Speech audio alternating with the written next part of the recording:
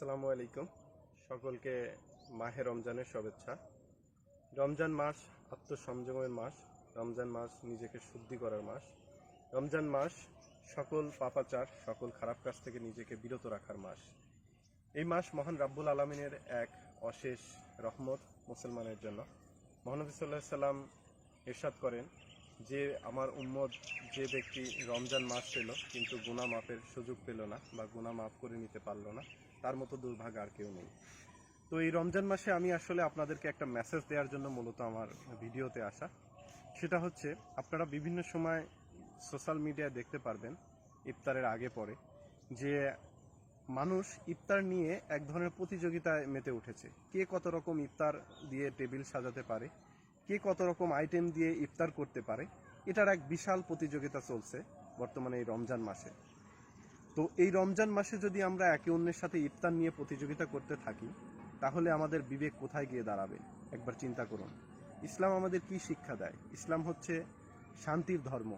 আমরা শান্তিকে নিজের শান্তি অন্যের মধ্যে বন্টন করার মধ্যে যে ভালোবাসা রয়েছে, যে আত্মতৃপ্তি রয়েছে, সেটা অন্য কোথাও নেই।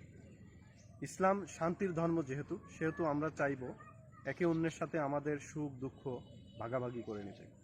আপনি একটা জিনিস খেয়াল করলে দেখবেন যে আপনি 100 রকম আইটেম দিয়ে ইফতার টেবিল সাজিয়েছেন, একে অন্যের সাথে কত রকম ইফতার নিয়ে ব্যস্ত আছেন, কিন্তু আপনার যে প্রতিবেশী রয়েছে, আপনার যে ভাই ব্রাদার রয়েছে, তারা দেখবেন যে মাত্র 2টা খেজুর কিনে খাওয়ার পর্যন্ত সামর্থ্য তাদের হচ্ছে না, কিন্তু আপনার টেবিল কিন্তু 100 রকম ইফতার আইটেম দিয়ে সাজানো।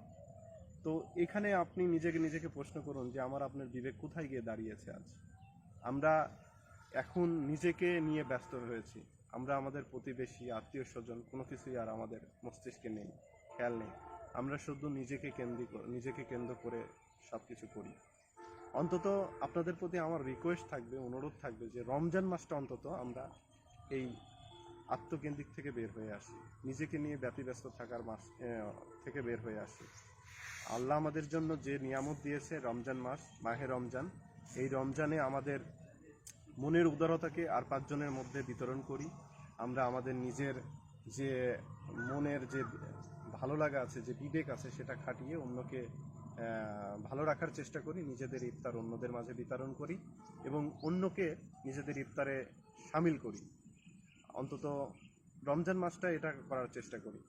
তো এই জন্য মূলত আপনাদেরকে এই মেসেজটি দেওয়া। তো আমার মেসেজটি যদি আপনাদের ভালো লেগে থাকে বা আমার ভিডিও থেকে যদি আপনার বিন্দু পরিমাণও কোনো শিক্ষণীয় কোনো কিছু থেকে থাকে, তাহলে অবশ্যই সেটা করার অনুরোধ রাখে আজকের ভিডিও এখানে শেষ করছি। আসসালামু আলাইকুম।